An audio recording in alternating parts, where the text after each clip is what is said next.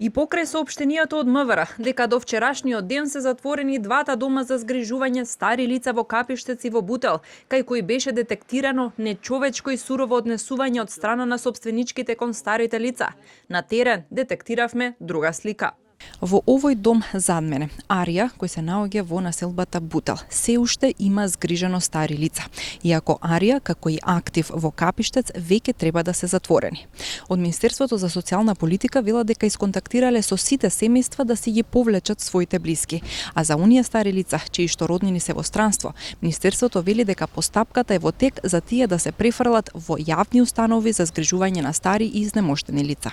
Од Министерството за социјална политика вела дека не ја знаат точната бројка на сместени возрастни лица по приватни установи за згрижување, како ни за точниот број во двата посочени за нехуман третман, до излегување на информацијата дека имало речиси двојно повеќе стационирани отколку што налага капацитетот.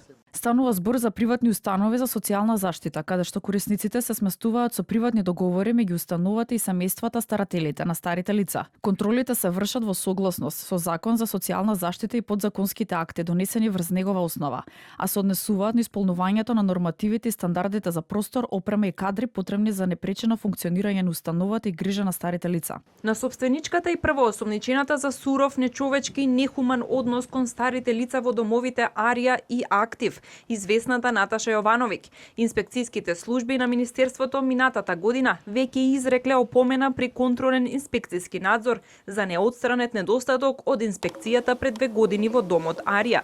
Но недостатокот не се однесува на суровите сознанија кои ги откри инспекторите сега, меѓу кои беше и храна со изминат рок за старите лица, туку за несоодветна спецификација на дистрибуираните оброци. Установата, иако има склучено договор за соработка со Mar Bad Company за кетеринг услуги, храна за 13 оброци, доручак, ручек, вечера и ужина, и анекс број 1 на договор за соработка за вкупно 21 оброк, доручак, ручек, вечера и ужина. Поради проширување на капацитетот на установата, не обезбедува соодветна спецификација за дистрибуираните оброци.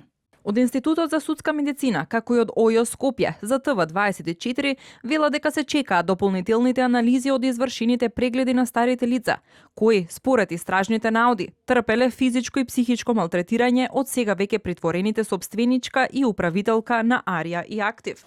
Според регистарот на Министерството за социјална политика, во државава имаме 46 регистрирани приватни установи за згрижување на стари изнемоштени лица.